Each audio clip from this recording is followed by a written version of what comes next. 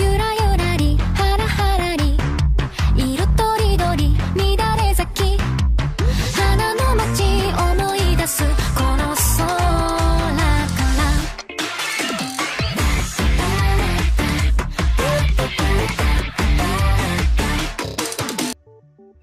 終わりが来たらなんて言おうどうせならほら悲しくないようにHi, before I get into the video, please be aware that the recording hasn't been the best.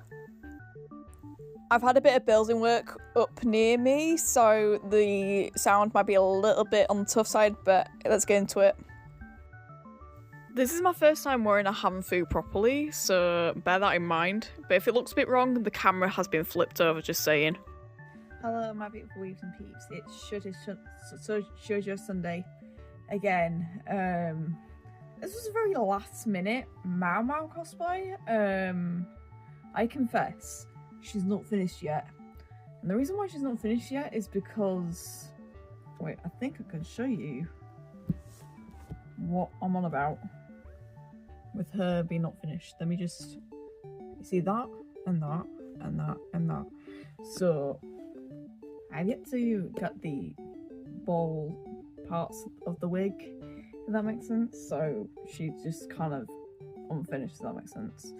Anyways, I thought I'd talk about the topics today, and the topics are Apothecary diaries, followed by Frieren.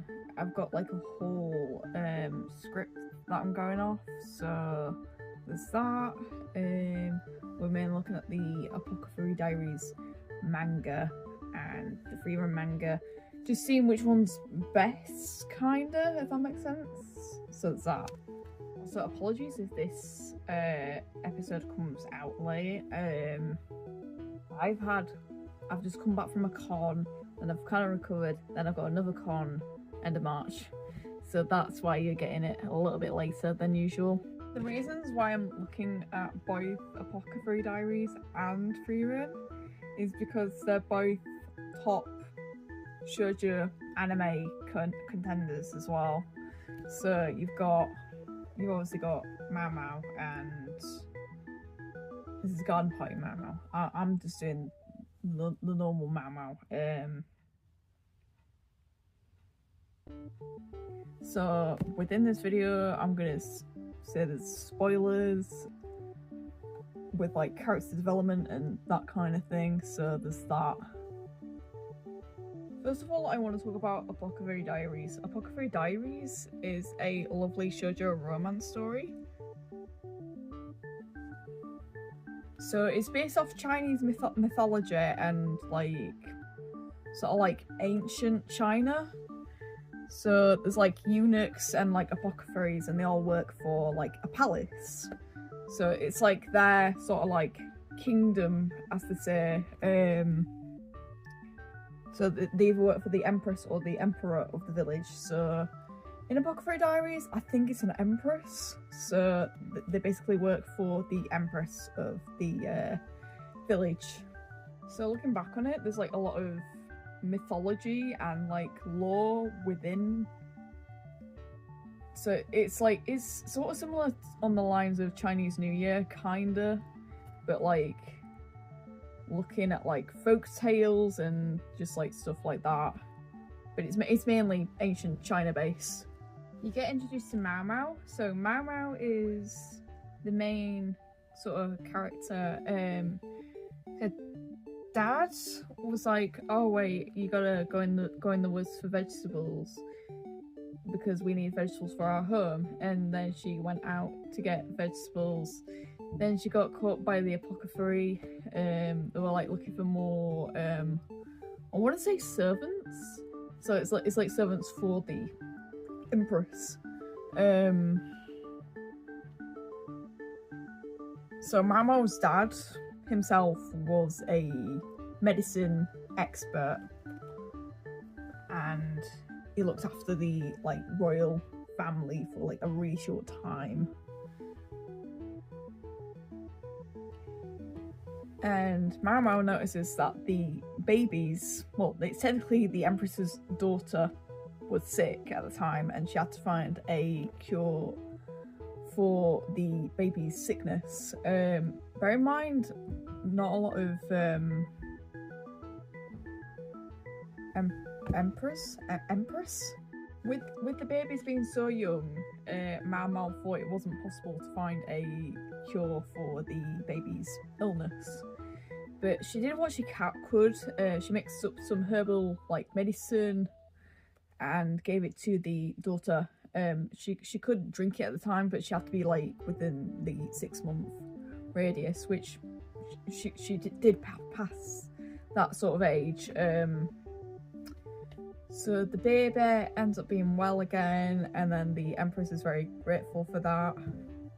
And Jinshi, who is the main sort of like the head eunuch, as we say. So there's Jinshi. He has purple hair. He's the main eunuch of like the whole village.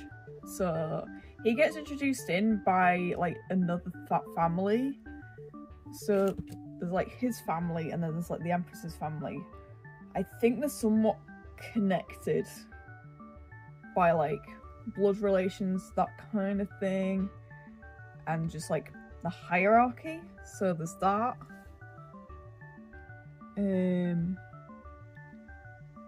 He notices Mao Mao's talent for tasting poisons and like medicinal therapy, and he was like, right, I want to take you on. I want to take you on as my apprentice. As long as you taste the poisons, make sure that that the family doesn't get poisoned, then you'll be okay. So she mainly becomes the main palace's apothecary. So she does jobs in between. So she does like washing. She goes back and forth doing like different chores for the apothecaries. So there is, I believe there is. I think she does a lot of herbal stuff for like the medicines and stuff, and she's like the main poison taster. I'm not sure how she became immune to poison, but she is anyways. So that's quite interesting. And then you hear like all kinds of like crimes that are happening within the palace. So this like happens later on within the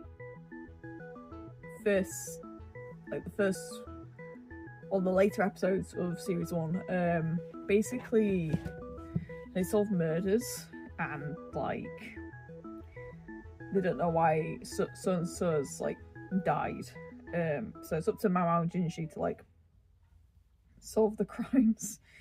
And then in like later episodes, like you can tell this is hinting very later on. You see Jinshi and Mao Mao fall in love.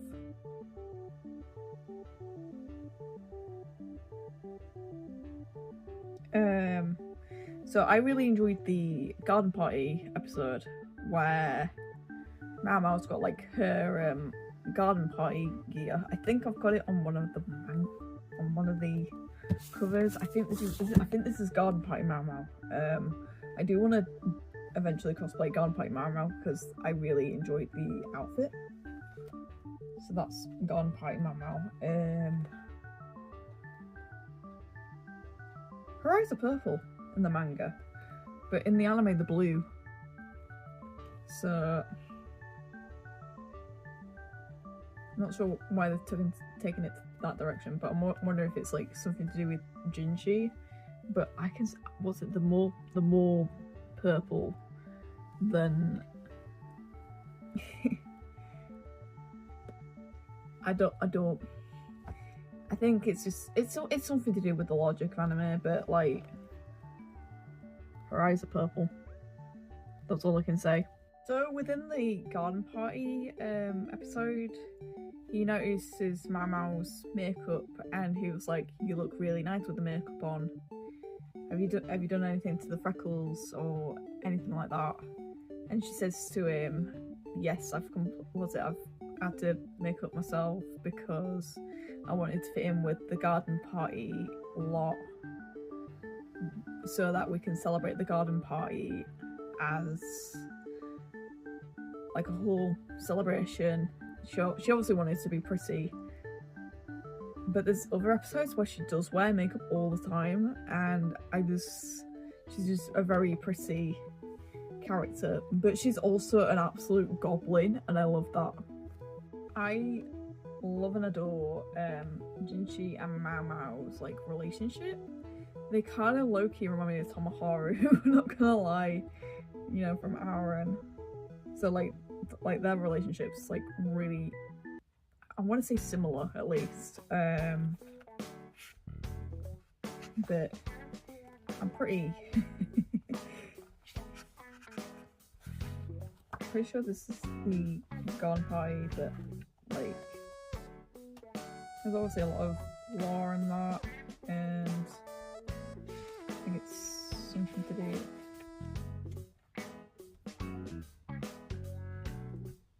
She obviously does like get like criminals and like catch them out and be like, oh yes, so and so's trying to poison you, that kind of thing.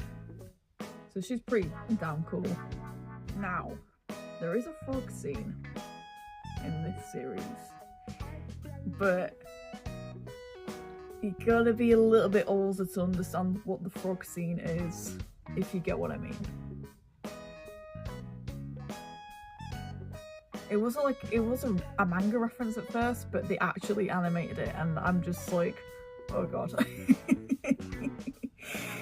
So Mao Mao and Jinshi fall down a hole, and she sees like a frog.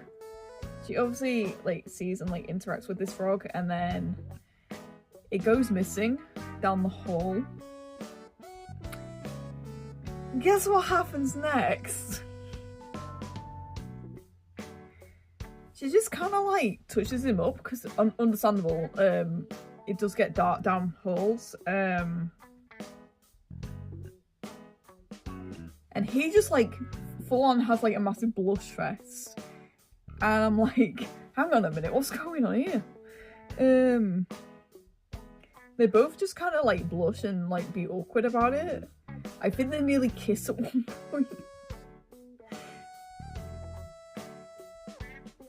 But this was low-key funny. But I feel like their relationship since the frog scene has been closer. I am so sorry. Jinshi. Yeah, I really love Mao Mao and Jinshi's dynamic as a whole. I thought we'd have a look at a few of the Apothecary Diaries mangas together and like look at the artwork for this bit. So this is Garden Party Mao Mao, and a lot of the artwork for Apothecary Diaries is really pretty. I think this is within the anime, but it's more of a manga chapter, so don't worry, I haven't got the frog one. You guys are fine. So Jinshi, Mao Mao, Jinshi, Mao Mao.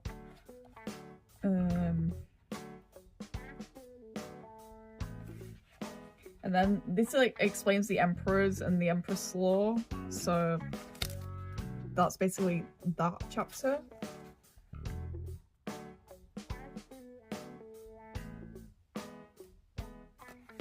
And they also talk about like different like consorts within like their dynamic as like the whole like palace. So think of it as like, I want to say Mulan, but oh yeah, Mulan has got emperors. So it's kind of like the dynamic of like the emperor kind of vibes.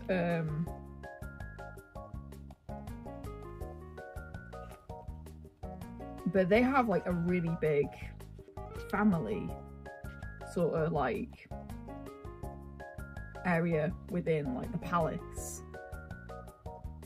So they've got like they've got all kinds of characters other than Jinshi and Mao. They don't get talked about that often, but I feel like they need more appreciation, if that makes sense.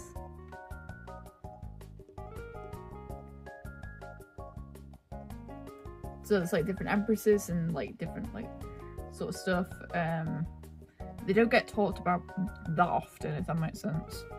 And then she's just serving the food.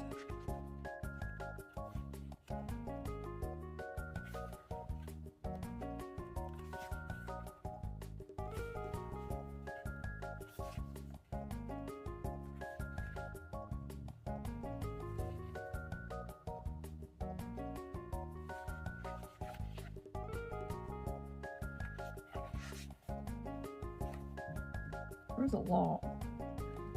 So I haven't really done talking about the manga yet. There is a visual novel of this series, so would highly check that out if you're not really into like manga reading. So with obviously Apothecary Diaries, it's selling like hotcakes. It's a really popular series on, I think you can do Netflix, Crunchyroll, most of them. But again, highly recommend it. I'm looking forward to season 3 and the movie coming out this year, so there's that. I've got nothing else to talk about with the Apothecary Diaries. It's just a very short series so far. In regards to it, it's mainly just Jinshi and Mao. It's just Jinshi and Mao content. But I think I've got my rating down on here somewhere, so if I can find it. For Apothecary Diaries. So yeah, I'd give it a solid 8 out of 10 because I really enjoyed the story of like Mao's adventures and stuff like that. In regards to what I want to see from season 3, I just want to see more of that relationship, and that's really it. In regards to Apothecary Diaries, I'm gonna close the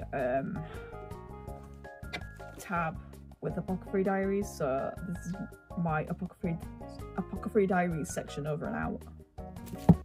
Moving swiftly on, I thought we'd talk about Frieren. I've got the main manga that we'll have a look at. So I've got like 2 of the manga, pretty much here. So I've got volumes 2 and 3. So there's that. The series itself is called Frieren's Beyond Journey, so it mainly starts Frieren. I've yet to cosplay her like properly. I still need to sew her wig, so that's why I'm not in Frieren cosplay. I'm still in Mao.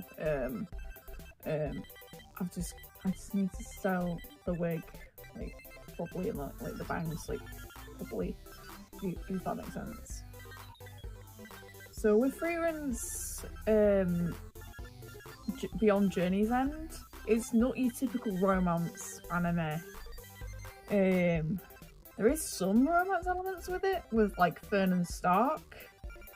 I really love their relationship as a whole. So these two end up, I think they kind of become a couple in later episodes. So there's that. Frieren was originally in love before she met Fern and Stark. She originally met Fern as a kid, but she like raised Fern, if that makes sense. The series itself reminds me a lot of Dungeon Meshi, like with like the creatures and stuff. But you don't eat the animals, if that makes sense. So it is very Dungeon Meshi kind of vibes, but if you want like a different take on it. So the vibes are a little bit similar to Dungeon Meshi, but like not fully. But you see where I'm coming from. with Frieren. They obviously do meet Stark later on, and they obviously start doing journeys together. Frieren's main goal was to find like magic. Like she wants to like rediscover her magic powers. That was her main like goal out of all of this. But her love interest was Himmel the hero.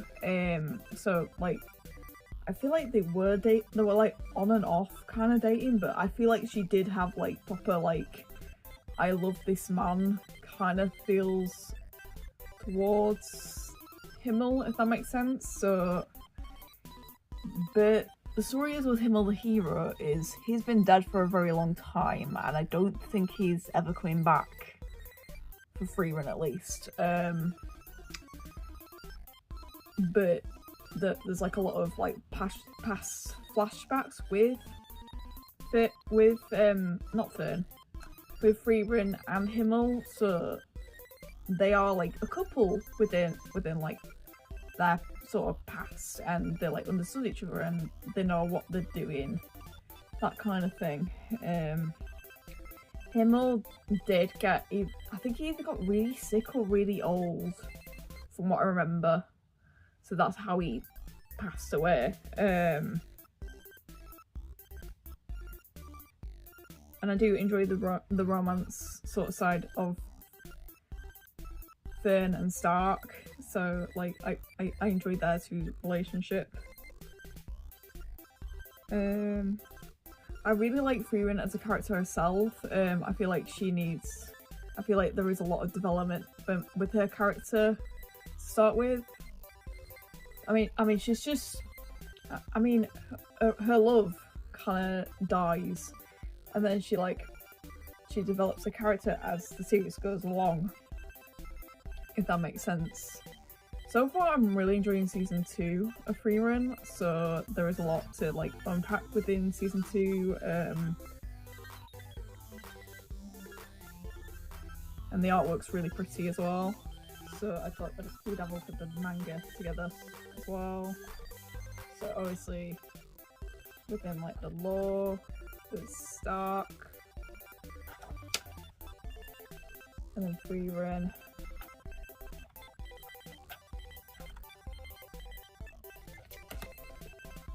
Then again you got Frieren. Look, another one. There's a lot of panels in.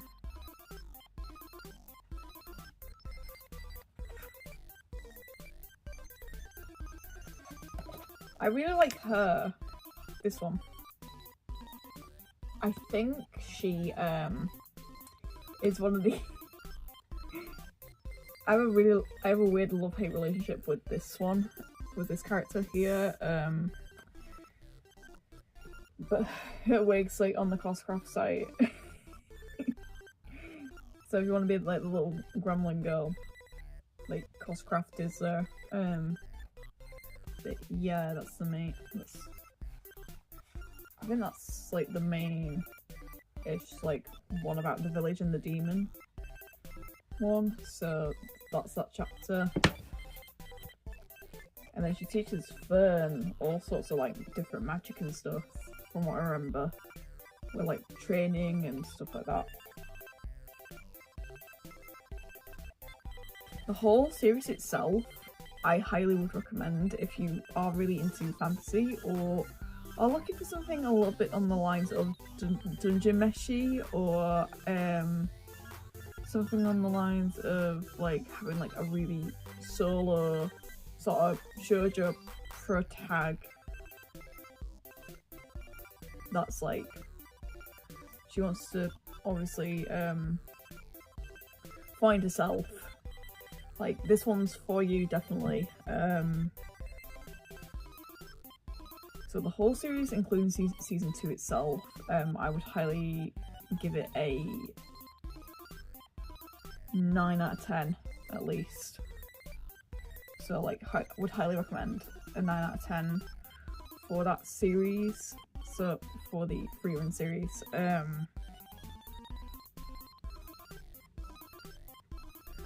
now I don't have a preference on which is better, because I really enjoyed both series so far, and they both have like differences between them, if that makes sense. My preference overall is Frieren, because I like the storylines of Frieren a lot more than Apothecary Diaries.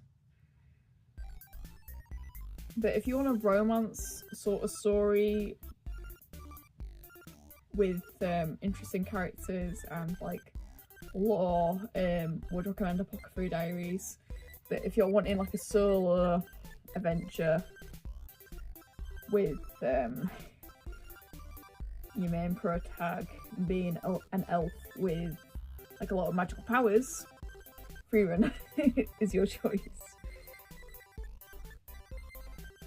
Like, there is a lot of combat within the series as well, so they like fight monsters and stuff like that. And that's really basically it for this Shojo Sunday. So my next Shojo Sunday for April will be it'll be another special we'll be looking at from the BTU series, but I feel like Tamaki Senpai is coming back for the next couple of ones, because I feel like he is a very important character within the Shojo Sunday franchise that I've created. So you will expect a Tamaki Senpai video at some point. Not really sure when. It'll be within the next month, I reckon. And I also want to say, I hope you've enjoyed this Shojo Sunday. I know this was a Frieren versus Apothecary Diaries like battle, but which one's your favourite out of the both series? I really enjoyed Frieren and I really enjoyed Apothecary Diaries, so I don't really have a preference, but if it's with the storylines, I prefer Frieren, and that's really it.